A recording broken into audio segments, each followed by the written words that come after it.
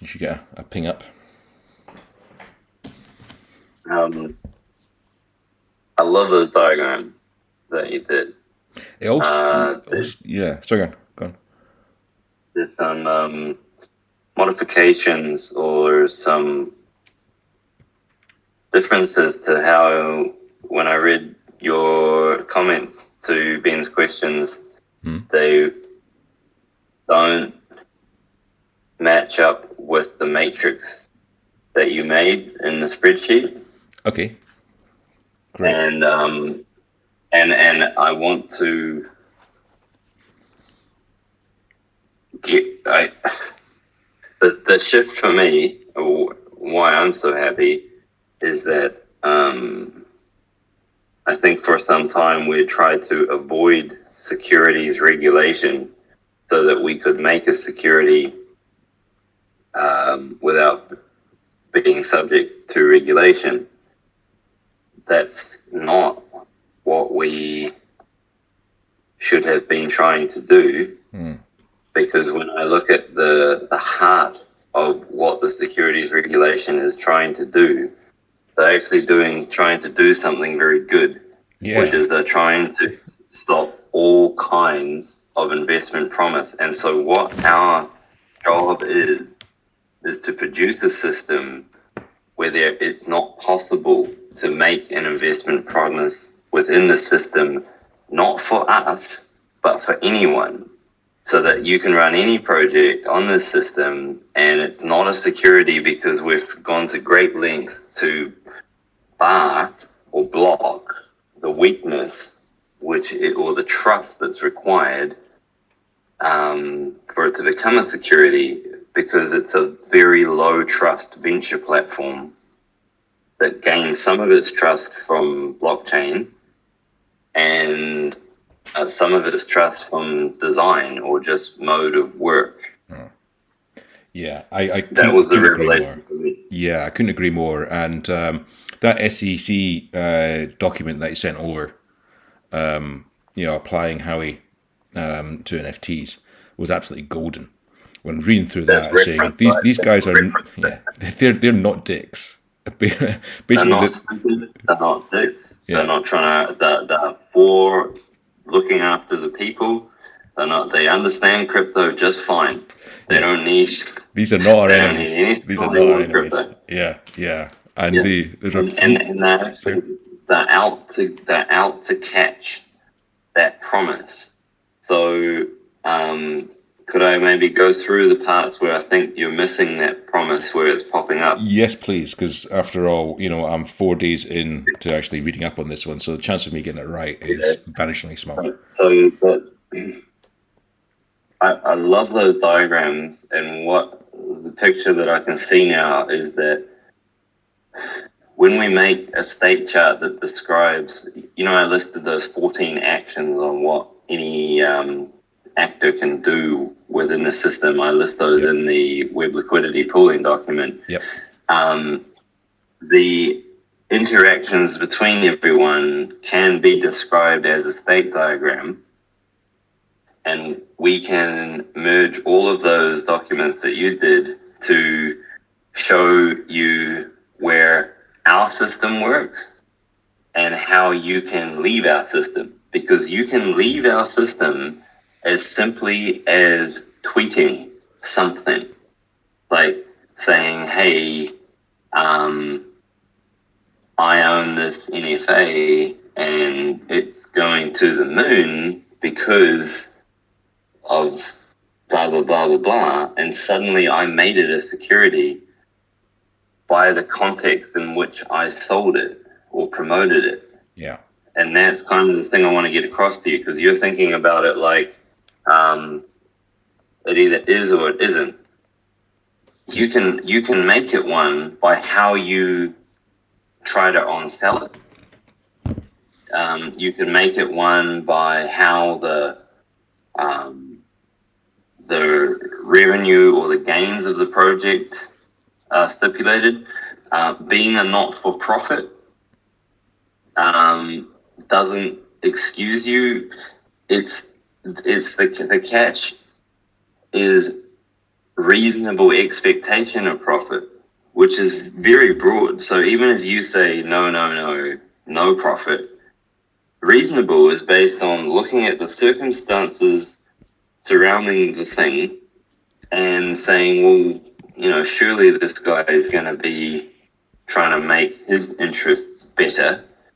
And because my interests are tied up with his, that means that I can now expect a profit. So it's the Howey test it's a phenomenally cutting good test. Yeah. Like, that's genius. Yeah. Whoever wrote that. Yeah. And there's a couple of interesting parts to it. The first one is it's a slice in time. So you might pass the Howey test yesterday, something changes, you might not pass the Howey test today. And that changes what your requirement of reporting is, for example, and how tight you need to be.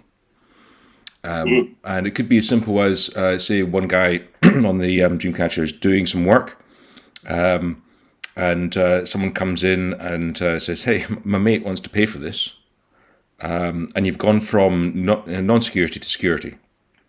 Because you've got to actually honestly say to this agent who's working on behalf of an investor who does not have a direct involvement in the production of it, because it's derived by the effort of others, has a reasonable expectation of profit, presumably, because why wouldn't you? But then if that guy goes away, whatever he pulls out, then you're not security anymore. So it's a state. Being a security or not a security is a state. And it's a state I think we can test. And it's not even a state that encompasses the whole project. It's a state that can encompass individual pieces of a project, depending on the context under which the pieces are being operated on. Right. Yeah.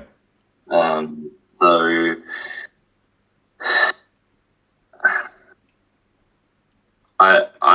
what I want to be able to do is write this state chart and allow, like, if you make a complaint against someone, we can actually model that complaint as a transition out of some particular state that you are in, and then you've crossed into one of the forbidden states during which we will take corrective measures, because our system hinges upon the gatekeeper making sure that nobody is turning these things into securities. Well, actually, I disagree. I think it should be up to each individual user to fully understand whether they're a security or not. If they want to be a security, that's fine. You've got to comply with the Howey test. But we don't support that. Our mechanism doesn't support. If you become a security, you need to register. We don't support that. We'll kick you out. We'll actually report you to the SEC and we'll kick you out, because our software is programmed to not allow you to become a security. And if you still manage to get your dumbass classed as a security, you're done. You're out. This is a highly KYC'd platform. This is not an anonymous bazaar where you can turn up and just say whatever you like to whoever you want and go DeFi, bro. It's not that place. This is a place where you get your ass handed to you for breaking rules of the real world. This is not a toy. Well, I agree with that last bit, of course, the toy bit. But maybe there's some discussion to be had and something to be done about whether we're actually okay with people operating as a security, because the system itself is lined up to give all the information that someone would need in order to test against the Howey test. All of That's it is not part of the launch. That's not part of the launch. Oh, no, not launch. No. I'm talking about more generally. So if we were, for example, to have a few simple rules, for example, how distant are the investors? Who's reporting to the investors and so on? We can easily classify, if our state chart has classified you as a security and halted your operations, then at some later date, we should provide a service by which you can actually register securities that are operated on our platform. That's my point. We are in a great place to do it. Yeah, that's my point. And so, it's an expensive thing to get right, but yes. Yeah, right. And so that's why we need to set this bar pretty high. Now, the things I was hoping to get some scrutiny from you on was the section I wrote on securities laws, to see how that all sat with you and whether or not you thought it was a reasonable way to prohibit making the kinds of promises that are vulnerable to exploitation. Yes, let me get it up. I read through this last night. Actually, I responded in Discord on some of these points. The phases are correct. Do you agree with what I was saying about usability? The usable phase and the tradable phase can overlap, because Rex Mondo was saying. I think what I should have said was that they are a set of rings. At the center, you have the speculative phase. As included within the speculative phase is the usable phase, and then included within the usable phase is the tradable phase. Yes. And yes, you can sublime between going all the way. You can jump between in any order. You can do that jump depending on what you did. Yes. Good. That's a good change. That was the main. I think that Rex Mondo was talking about the returns of a project being the inflation on the NFA. That's not how. In an indirect way, that is correct, I think. But the value of a stock is based on the future speculation on its revenues. And so the inflation of the value of the NFA, which is very hard to gauge if it's not freely tradable. So, that's like a private company problem, but the value is dependent on the royalty, and it's that royalty and who is responsible for generating that royalty that is the biggest player in whether it's a security or not. Yes, but remember that once there's no future-looking expectation of increase in value outside of a market, because this is one of the Howey tests, if it's just the market that's rising. Let's say if, people were doing songs on Dreamcatcher and the market for one particular artist was going up, the future expectation of that increase in value is not security, because it doesn't require, you're not dependent on the actions of others. It's just the market. At any moment, you can open your mouth and make a promise or talk some smack about why it's going to be worth more because, so-and-so is going to do a promotional roadshow for it. Yeah, but that's fine, because you're not materially changing the asset. The asset is the asset. And I could ask my mum, who says it's going to go up in value. You can absolutely turn it into something that falls in a regulatory bracket just by talking about it a certain way. Yes, however, it depends a lot about who's doing the talking. So, for example, if it was the artist herself in this example, saying, I'm about to release another album, and so all my other albums are going to get a bump in value. That's a future-looking thing. So you're going to invest in the other albums, that's a security. If it's Joe Bloggs down the pub saying this artist is going to go to the moon, it doesn't matter.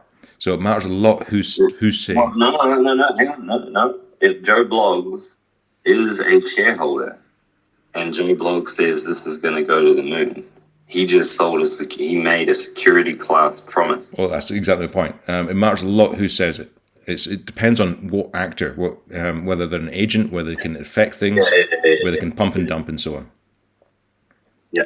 So, guys on Reddit pumping and dumping coins with no inside information, with nothing else other than the Reddit column, they're not breaking security laws on that one, because, Yeah.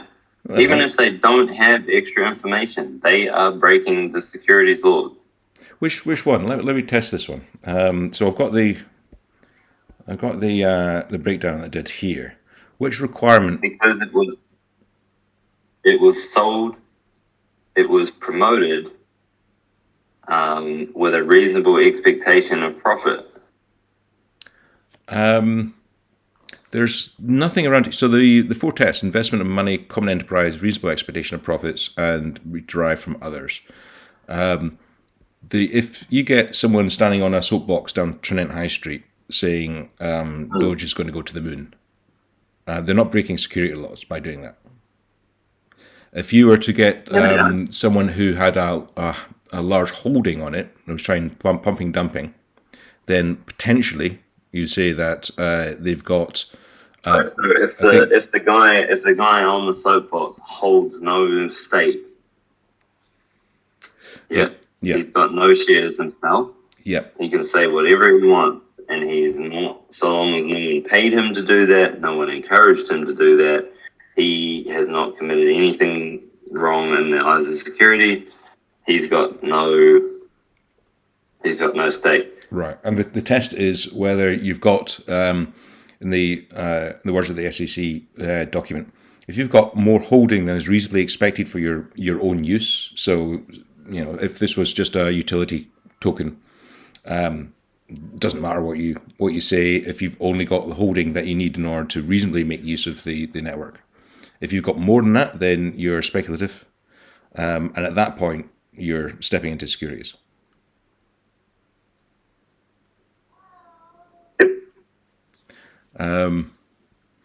So yeah, it matters. I guess the point is making it matters who's doing the speaking, which I think again.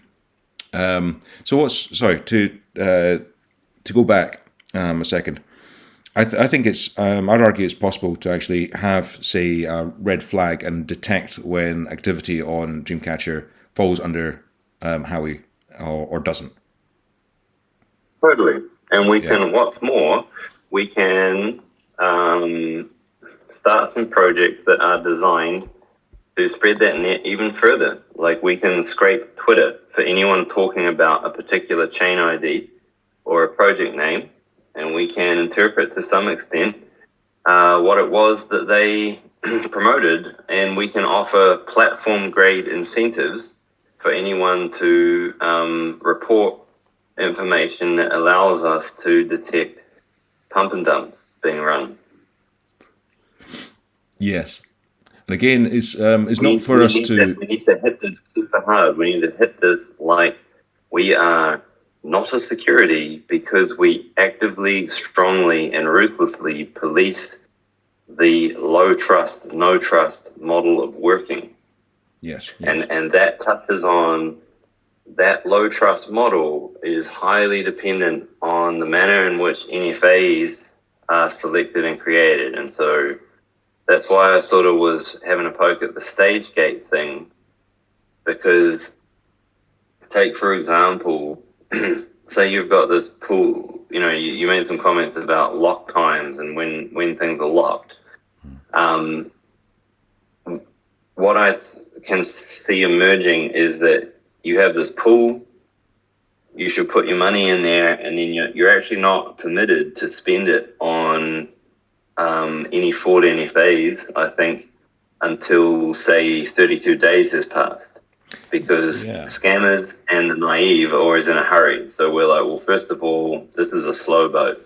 If it's a good thing, it'll wait. So you park your money there, and you get your first proper NFA after you've done your time in the holding pattern. If you didn't take it out, you get this like minted card that gives you access to like actually place bets now. And then second of all, I think you should make it so that you can only place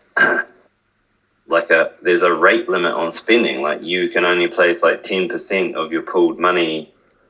You can only spend that each month on NFAs, because the key, there's two keys to getting around securities promises here. I tried to write them down the first key is participation. Like, we are absolutely caught by 3 of the prongs of the Howey Test for these ventures, but we get out of it on the 3rd one. We're like, it's participation. And by designing the mechanism for participation and setting certain limits and restrictions, that places us squarely in the participation, not just to sneakily take the minimum path around the Howey Test, but to genuinely ensure that people who are spending their money are actually participating, and they know what they're doing when they spend their money. That's what you need to prove to us through the system. Yes, and that's the in the flowcharts that I wrote last night. That's the one thing that triggers for sure these securities. You know, it's anytime I wrote down agent, so someone's giving money to someone else. Right.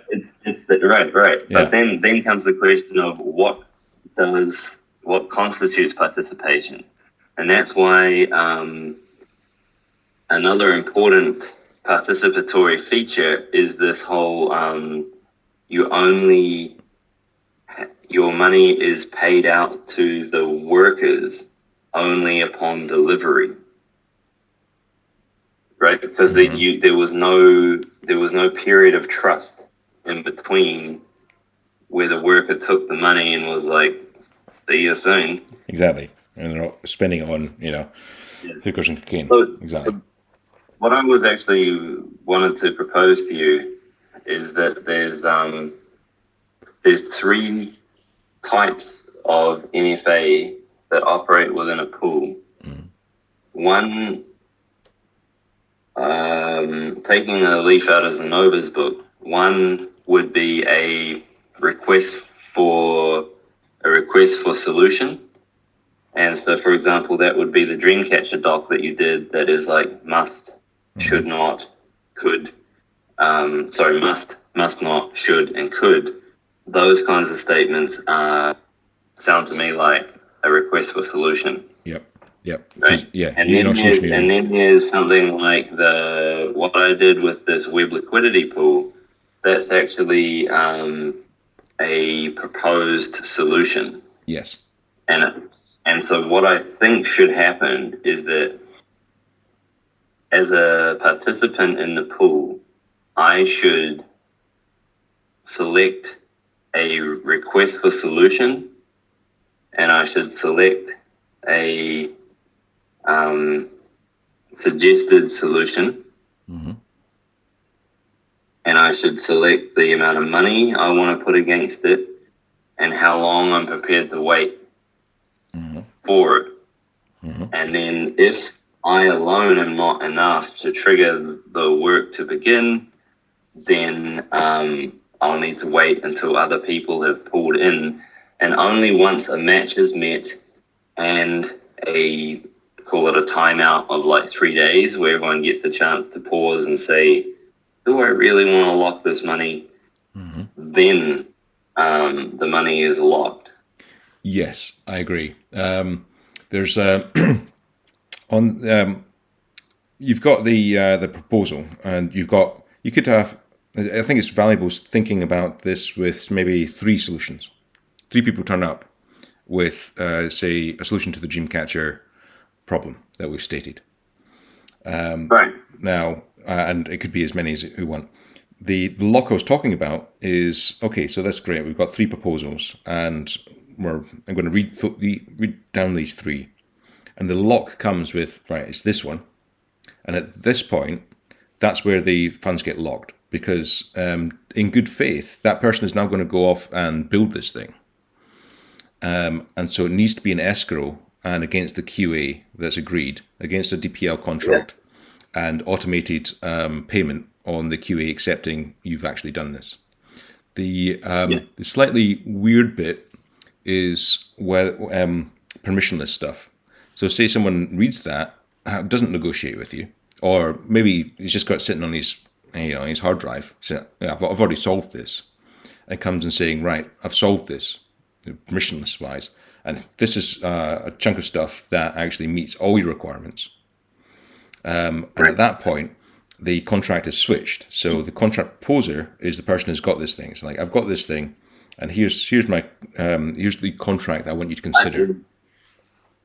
Basically, I think that the proposer can offer to sell some of his contribution to it, and the poolers can be like, "Oh, we wanted to buy contribution, so we'll buy it right now." Right. Um, Right. And it's or that they might not. it's that kind of agreement. The negotiation piece is the piece that triggers the lock. As soon as you've reached an agreement through negotiation, all of which is, of course, on record, you know exactly what you've got to do, and you've got certainty that if you go and do it, you get it back. You get what's due. Yeah. There also needs to be, at launch, there needs to be a piece in there that allows for pawn work. So I was expecting that in the case of someone who begins work on a solution and then another solution arrives, or the pool realizes through extra information that that solution is no longer better, then the pool should have the right to sort of halt the work halfway through, and then QA should decide, well, has anything of value been done, and should a portion go to that person? So there's that feature. Look, Right. we could launch without it. But it's like that's a good, honest feature to have in there because It's polite, isn't it? Because if we don't have something it's like polite. that, you know, you end up with both sides being grumpy. It's like, you told me to do this. And I think And it's like, I think it's an easy feature to add because it's simply like asking QA, an impartial body, to decide how to divvy up partial expenditure of energy that was committed to. right. That's not a hard thing. And it's an exchange of assets, isn't it? So some stuff has been written, may not be use, maybe of use. You got to decide who owns that stuff and how much of the escrow goes across. Yeah. So what I was hoping to get from you was to see, how do you believe that this is a non-security venture platform? No, I don't in the long term. I don't think we should be stipulating that. I think this should be a platform where we've removed the I mean, this launch proposal, launch. Yeah, we can't go into that. It's too expensive. Now, to be a securities platform, really what we'll be looking at is to give, right, the whole problem with, let me rewind a bit about why I think this. The whole problem with securities, in my view, is sorry, what do you think? Like, I think you might have misheard my question. okay. Can you restate the question? The question was, given the reasoning I laid out for how we will manage to suppress investment promises, do you think that at launch, as described in this document, we are actually able to be a regulation-free venture environment for software?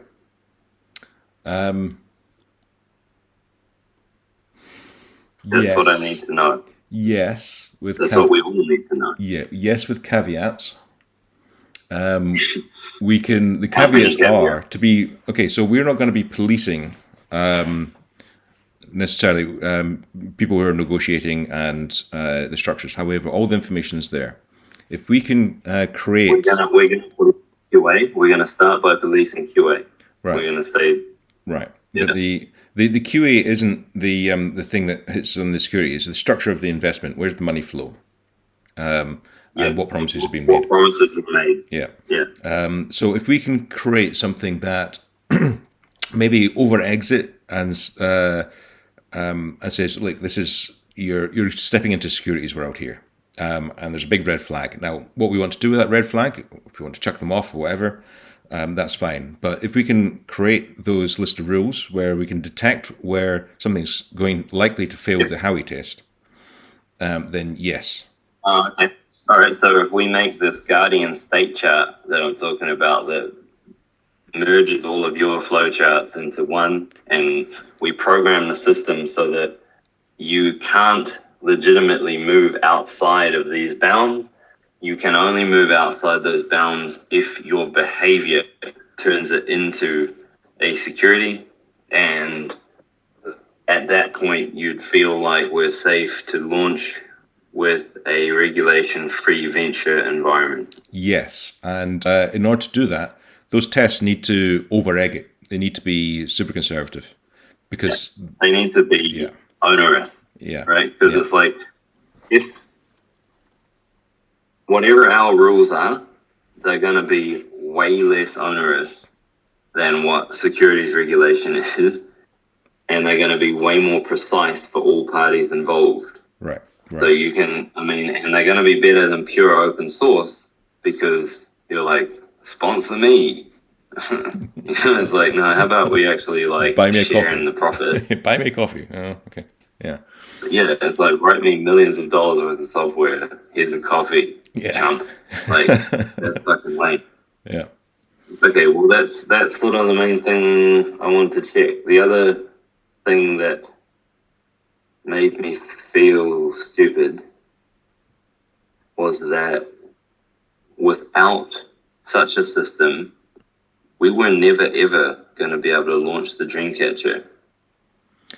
Yes, because for a while we were blowing smoke up our own arses that we were going to be pirates and, fuck it, and so on. But you remember the switch came when we first realized that the Dreamcatcher is much a legal construct around the DPL as anything else. I think what I realized was that the Dreamcatcher sells, it's a platform that produces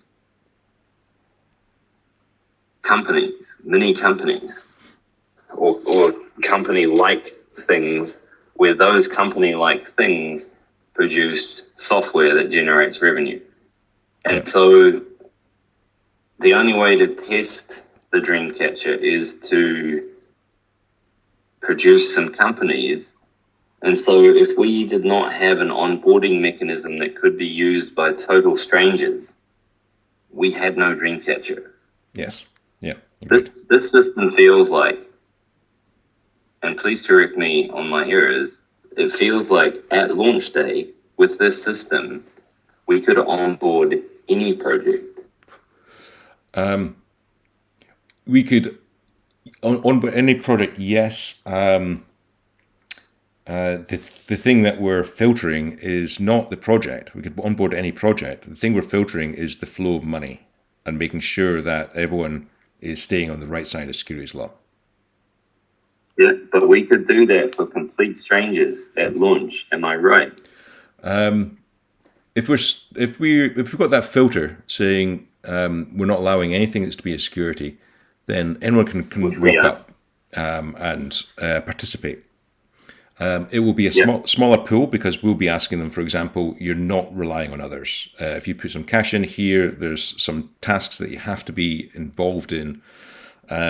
The reporting aspects, going to be transparent and so on. Like that makes for a better relationship, in my opinion. It does. Between the investor and the worker. It's like the investor is like a customer, sort of. So I agree, and yes. The thing I would add, and this is just in the back burner, is it strikes me that the properties of the system are perfect for ensuring good behavior inside of securities laws, as well as making sure that people don't step into securities law.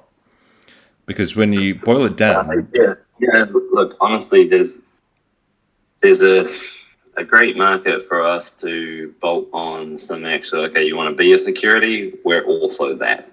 You need to, right, no problem. I'm just concerned with getting off the fucking ground. Day one, as I say, it's way too expensive, because if we start to allow that, then we're talking about looking at different jurisdictions to make sure that those tests are right and so on. Yeah. It's like, we can't afford it. Once we have the Dreamcatcher, that's the project. And you're like, who wants this? So, put your money here. Yeah.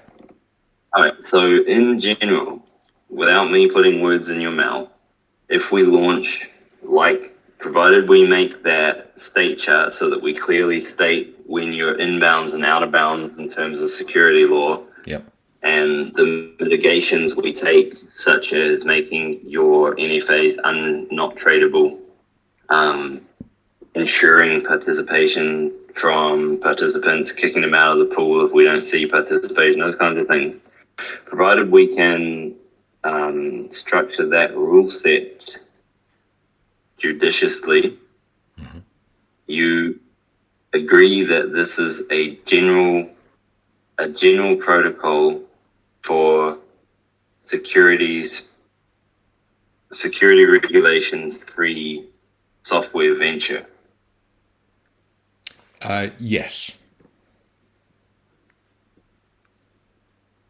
Okay then. That sounds like the Dreamcatcher. Certainly does, doesn't it? It's quite neat. We're reducing the possible pool that we can draw people in by, but when you think about it, securities law acts as an information gradient. Because as soon as you start to worry about going to jail because you haven't told someone that actually, I've just found this major flaw in the thing I'm building, shit. And under securities law, you could, if you didn't go back to the investors and report that honestly and directly and timely, then you could actually end up in jail. That is an information gradient that, frankly, stops a lot of people from just doing it. Certainly small groups of guys just getting together just don't want the hassle. So if we're saying, actually, you can't really go that wrong if you're in here, what excludes bigger stuff, more speculative stuff with lots of investment where you couldn't ask reasonably, you're a millionaire who wants to invest, 7 figures into it, who's actually then going to have to personally go in there and interact. Whereas, that's where we have the registered company that is actually making securities promises to someone. Right.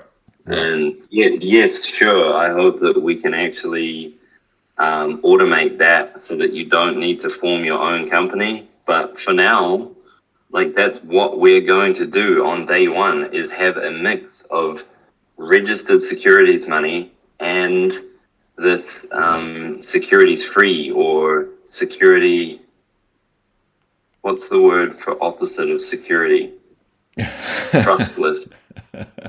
Or trust free. Yeah, the opposite of security really is insecure. That's probably not the right word.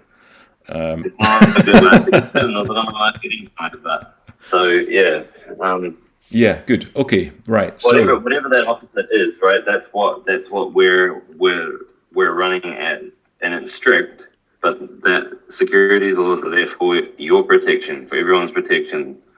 So to avoid making those promises is a narrow path to walk, but it is one that can be walked amongst reasonable people.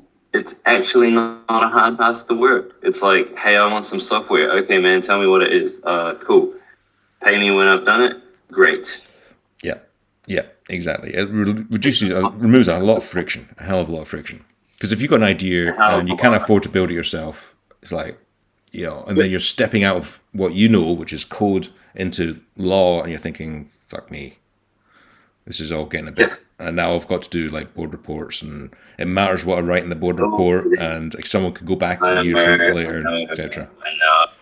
Right, and the big shock horror for me was to learn that public companies have a worse information, they hide more information than a private company because they know they have to make something public, and so they're always they have a grace period, and they keep it dead silent during that grace period, and then they release enough to get away with saying they told you, which isn't what was happening. They wordsmith those press releases to an inch of life. Right, I would imagine your CTO putting fairly material, I would have thought. For random example. Random example. Yeah. So anyway, okay, so I guess what I'm just stunned at is the fact that if we didn't make this system, we could never actually pass the request for solution for the Dreamcatcher because we couldn't have onboarded and run 4 independent ventures.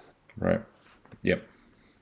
Yep. It also helps me see that ambient attribution is a very interesting way to do royalties, where you're trying to decentralize the royalties so that you can actually cleanly duck out of the Howey test.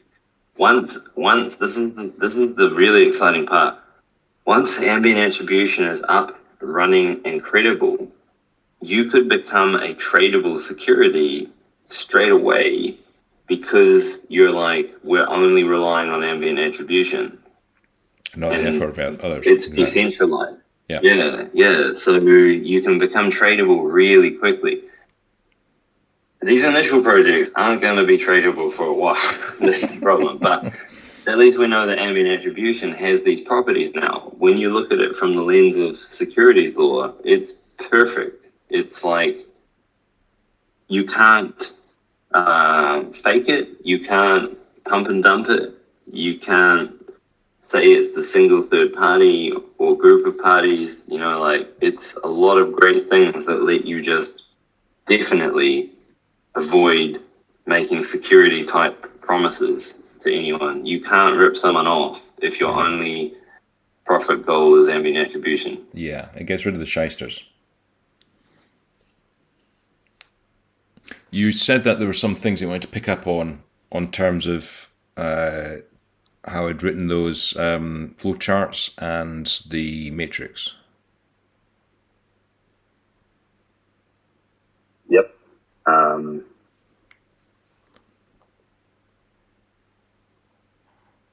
Let me pull up the one. Yeah, it's just, we need a way to, when we combine these into one state chart, it also matters about who was promoting to who. It doesn't really matter what was actually happening in the arrangement. It matters what the pump and dumpers said was happening. Mm-hmm. And whether they've got a material interest in it. Yeah. Yep. Yeah. Yeah. Yep. I think this is going to be probably more than one flowchart. I think it'll probably be a number of tests, which results in a. Was it? No. You think? No, I think it is one global state chart where you just, the nested states are used to refine specific types of behavior or classification of behavior, and the state transitions are the actions you take. Like, I am, I have a shareholding and I post it on Twitter, or I publicized. Right. It's only really got to decide on a binary state at any point. Is it a security or is it not a security? Yeah, absolutely. Yeah. Yeah. Okay. And because our system is covering everyone in the project, like, just a small number of your members can turn that into, it can turn it into a security for you.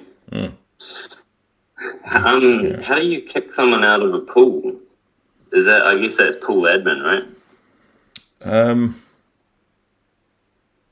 Pool admin kicks from pool. Yes, it'll be the governance of the pool in Dreamcatcher terms. No, I was just thinking about if, say, someone's in a pool and the pool is actually being depleted to the point where they can't cash out, there's got to be some pro rata return of funds. And when they get kicked out, do they retain? No. That's easily covered. So if your money in the pool does not get spent uniformly. The participation hurdle that I want to put in here is that you can pool your money and you get some credit for that, but the problem solution pair that you want to be created is you select how much you want to put into it. So, and there should be a burn rate on you personally. So, like, you can't burn more than 10% of the amount that you put in that cleared the 32 days. You shouldn't be able to burn it at a rate higher than 10% per month Right. example. Right. No, that was precisely my point. So someone goes into a pool, they put X in, 10% burned every month. 5 months later, we try and kick them out. So we've burned 50% of their funds. When you kick them out, presumably we give them 50% back. But there's also yeah. Whatever's locked, trying to realize an NFA stays locked. Right, those funds don't have any input in them other than from QA. Yes, but if the QA passes and then you've got an asset that comes out the other side, presumably the person you kicked out also has some rights on that asset. Yeah, absolutely. They have, like, being kicked out means you just can't interact anymore with new NFAs. You can never be barred from the contributions you made by your future actions. Right. So is being kicked out simply a decision made by others which is identical in every other respect to you leaving? Because you can leave a pool. Yeah. It's just being asked forcefully. Exactly. Yeah. And so the mechanism is it's exactly the same mechanic as leaving, except you didn't ask for it. Right. Yeah. Okay, that works. Look, man, I'm incredibly excited about where we are with the actual blockchain piece as well. So I spent a lot of time in the last week looking at IPFS because the last piece I needed was synchronizing between the browser and the server. And I started looking at IPFS for bits that I could scavenge and all that. What I came to realize is that for this first version, we can launch it so that it's natively sitting on top of IPFS in all ways, which means that it inherits the kudos, I guess, of IPFS. It inherits the permanence and inherits a lot of trust, user trust. So we're like, well, yes, we have validators that we run that control the gateway of money coming in and out. Okay, but all these blocks that all these chains make are all stored on IPFS, and so when you run our client, you're running IPFS with our client sitting atop it. So it's not like it's like a lot of the security problems. That's great. Right? Yeah. The scale, like we sort of from day one we get this like IPFS level scale. That is pretty nice. Right, so we don't have like going offline. We're like, that's not really a problem, man. Like we're fucking good. That's nice. So yeah, I'm thrilled by it. It's actually, they have done some really good work. And whilst I came to them looking for a set of networking tools, I left with like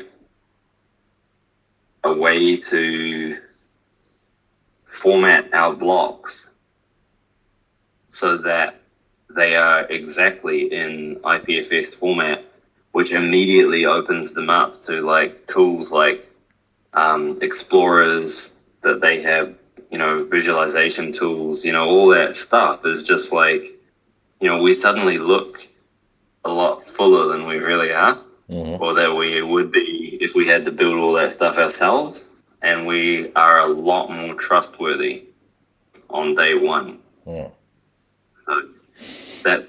I think they're owed some attribution then. Oh yeah, they are, right? And that's sort of what we want to also demonstrate is this.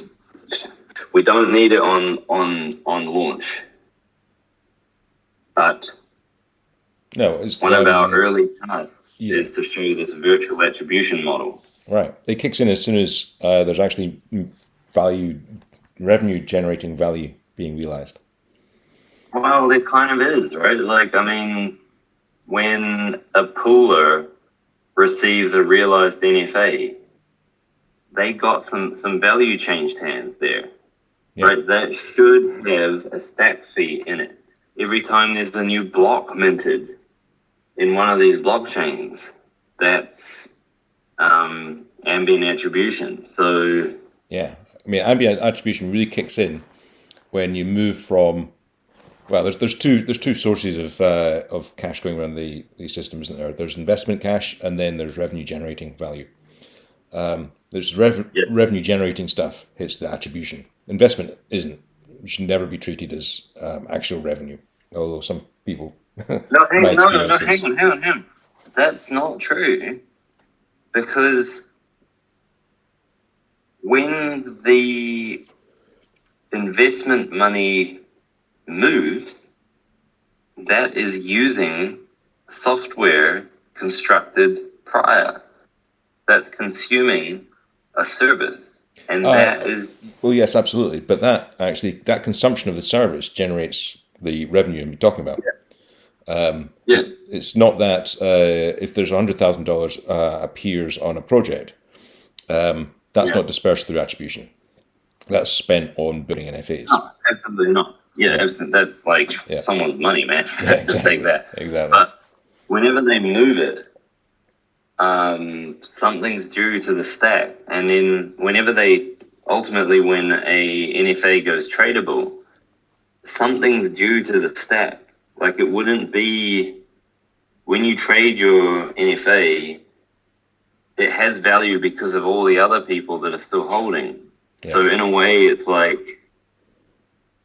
You know, one of the bits I'm really excited about is the day that revenue's been generated to the point where we send out a whole bunch of checks to people who've never heard of Dreamcatcher. I know. Someone's trying to give me money. That's not a little amount of money. That's going to be awesome. Like a significant amount of money. And more importantly, we're asking like people like Linus to be like, look, man, this is an ongoing revenue stream that you have because you deserve it, according to these thousands of people. Why don't you get involved? It would pique your interest, wouldn't it? It's like something you've written in the past. We're using. Thanks very much. Here's a check. Care of Dreamcatcher. Honestly, ambient attribution is such an interesting thing. It's like the ground. It's like all other kinds of attribution are fiction compared to actual, real, genuine, full stack. Yeah.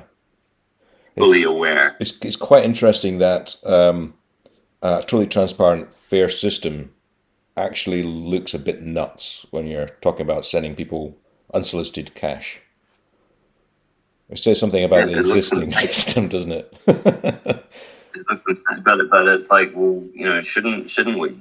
Like, the system right now is clearly not at all incentivized to do that. And in fact, people that we rely on to keep our societies ticking over, like Linus, have to beg for money. Yeah. Essentially. Yeah, or get second order benefit. Yeah. Yeah, but there's plenty of other people who are trying to do some good that just can't. And then when they try and like raise some cash to do something, they get slammed with securities law. It's just not efficient. We've got that system. It No. really isn't. Right. Well, today then, I'm going to review this conversation. I'm going to give a shot at that flowchart, the state chart. It's not flowchart, state chart of playing the game. Is it security or isn't it? That's basically the state chart that describes the launch version of the Dreamcatcher. Yeah. It might take a bit of time to get right, but there's some tools you can use for it. There's sketch.system is a good way to sort of sketch flowcharts very quickly. Is it as, That was the tool that is it as quick as a pen though?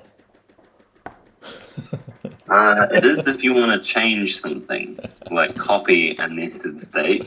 But Yeah, until okay. then, if Yeah. you get it right this time, no, it is not faster than it. I'm looking at a big pile of crumpled paper over here from last night's state charts that I was drawing. Uh, okay, because if we have that, then that's basically that's the software design that goes with the verbiage for describing the solution. Yeah.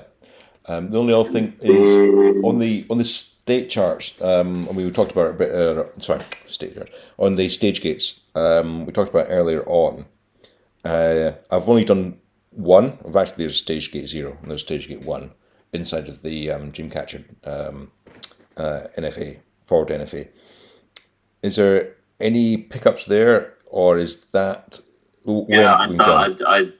I don't like this stage gate idea. I think that you've started to tell someone how to do the work. Those The intention was to give hard tests on how do you yes, know but it's hard done. tests do not need to be stage gated, and because you're not awarding any prizes for half making the Dreamcatcher. Why are you checking if it's half made? Like you can have a half made check in there like a unit test, but really they're a bundle of the same tests, and you're not going to pay out on that NFA until all the tests are passed. Okay. If you want a smaller granularity of work, you need to make a smaller NFA. Right. Okay. Well, how about I think I'm probably not being clear enough by calling it stage gate. Essentially, this was advice and guidance to the QA about when Right, it's done. which I agree with. But when you say stage gate, I imagine that you have to go through 1 before you go through 2 before you go through 3, Right. Yes. No. because that's I what the see. word I means. see. Yeah. No. It's bad wording. Okay. Let me work on that one. Okay, so you're basically saying integration test. Yes. This is the brief to the QA. Yeah, If you're great. satisfied Perfect. with all those, we're satisfied, and All of escrow it. is released. All of it. Yeah, it must be all of them, Yeah. not some of them. QA may look at some of those tests passing if there is a torn effort that needs partial, some sort of a partial attribution, some sort of a partial payout, because you got Yeah, but that would be some captured of in the contract lock. Or for permissionless, it's all or nothing. You turn up yeah. on that. Well, no, permissionless. You can put it in there, and if we think it improves the thing, then we'll take it. But Yeah. Okay, let me think about that. like if it's like Yeah. Stage gate's Okay. definitely the wrong word. Yeah. What else was there on that topic?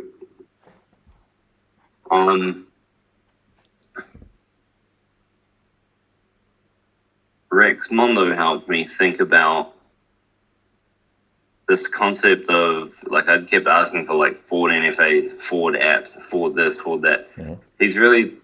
He pointed out that actually that's a promise, and in programming terms, a promise is a pattern or a system level thing that turns a future call into an object. Mhm. And so the word NFA seems to have become clouded, and now we've got forward NFAs, and now we've got problem forward NFAs and solution forward NFAs, and like we just need a nice set of words for those three things. And we still have the great showdown of the wording. But yes, this is the point I've been making with the well, not the last few calls. I think it was like 3 calls ago. In that they're fundamentally different The things. NFAs should be called just NFTs. Say again, sorry? I'm starting to think NFAs should just be called NFTs. Why fuck the market, right? Everyone knows what NFTs are. They are technically NFTs, what we're making. Why fight it? Yeah. what we've got currently under forward NFAs look a lot like wishes, and I know, you know, I know. Yeah, I know. it's But that sort of, we never made a distinction between a wish, which was I've got a problem and I wish it was solved, versus versus an idea, which is I've got a solution. Because you can have either without the other. we did. No, we never. So we had Okay, what was it called? a wish was wouldn't be cool if this happens. When it was you remember we had the mechanism where a wish was promoted to a dream, and a project was created. Yep. And that project included the information about what was needed to be done, what's acceptance, and so on. So that was the transition that we had between wish and dream. But the dream was encapsulated inside of the project. But this notion of a solution, like, I believe that I have supplied you in the web liquidity pooling, I have supplied you a suggested solution to your request for a solution. Yep. Now, those are very, very different documents. Yes. In the way that they're written, right? Yours is like trying to paint out the boundaries of the problem space, and I'm trying to tell you a very precise single path through the problem space that stays within your bounds. Right. And the interesting thing is when those are unlocked under a contract, then that's a project. This is what I want. This is how I'm going to do it. And this is the agreement. And right. And the project. So basically, I think we missed the distinction between an idea, which is a solution, and a wish, which is a problem. Yes, yeah, I'll grant that. If we then said that a dream is a combination of a wish and a idea together. Yes. Yeah. And that's what you need to see the project. Right. Exactly. As soon as you've got that lock, you've got stuff that can be practically done, which meets the constraints, and it gives you a specific way of meeting those constraints. Right. So the distinction between wish and idea: wish simply states the boundaries of the problem. Idea states a specific solution. Yeah. They can both exist independently, and they can both be reused, right, or have multiple connections to their counterpart. Yeah. Right. Yeah. But when you bring those two things together, a project has formed, and ultimately it will deliver a reality. A problem plus a plan, a stated problem plus a stated plan for a solution worked on together should result in a thing that embodies the solution. Precisely. And it's that thing that's the asset. Until that point, you don't actually have anything that can generate revenue particularly. I mean, okay, and once you got the asset, the NFTs or NFAs that we're making are the attribution record for how it got there. Right. So, yeah. Yeah. I'm going to record this down. On my backlog, and this is important to me. I think it's probably less important for lunch. But I do want to go back and reconcile the dictionary because we've sharpened up a lot of the ideas. The dictionary is looking more like, some kind of ideation, chuck lots of stuff in, and we're pulling nuggets out, but it's not lean. It's not fit enough. But that's just my bag. I've got that in the backlog. I really want to do that at some point, but it's not necessary for lunch because I think it's acted as a catalyst for a lot of ideas. Yeah, absolutely. And, we'll launch a stripped version of the dictionary to describe how our system works. Yeah. That's for sure. Yeah. But do we need the full one? Who knows? No, it's a tool. It's scaffolding. Yeah. Okay. Well, Um, so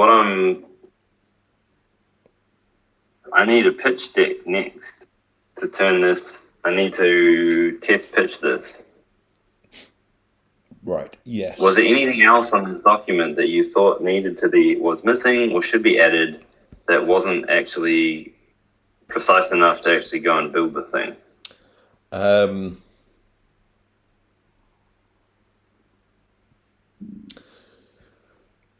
No, not specifically. I guess what was my response to the document was really those state charts that I put in, or the flow charts. It was Okay. and the matrix. Yeah. All right. So the only real addition is like codify it in a state chart, and then we're good to go. Yeah. Yeah. Exactly. Okay. So I'll try and make a pitch deck that describes what it is as well, using the templates from Panzerfist. Yeah. Because they're really good. Yeah, they're pretty sexy. And then that'll be the pitch, I guess. Yeah. Is this something that you would feel comfortable pitching to people that you know and respect? Or do we need to make some modifications to it before then? No, I could pitch this. Once I get my head around the flows, but what we've got is we know what it does. We know how it does it. We know what the legal structure is around it, and we know what it doesn't do. That's pretty tight. So no, I don't think I don't think there's much more thinking to be done. I think this is just let's get it down and let's get it tight in terms of explaining this in words that in a conversation that doesn't have to last an hour. Okay. So in this coming week, I'll try get 1 or 2 test pitches in, and I'll make a really rough slide deck on what this thing is. I'll consider this document completed unless Panzerfist or Rex Mono tell me different.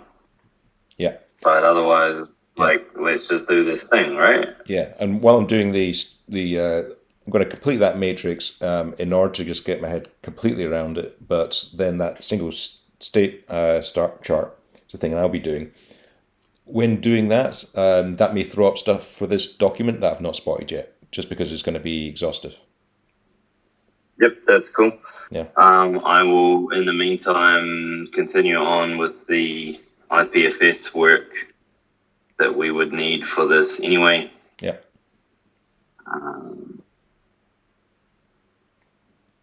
I'll let you know how that progresses. I'm pretty excited about it. I think it'll be fucking awesome. Looking forward to it, actually. This is getting so fucking close. So fucking close. It's like, yeah, right? It's like, yeah. IPFS level scale, resilience, security, and it runs out blockchains. Yeah. Great. Because that's the thing, right? Like all the blockchains like Ethereum and Bitcoin, they kind of needed to implement their own.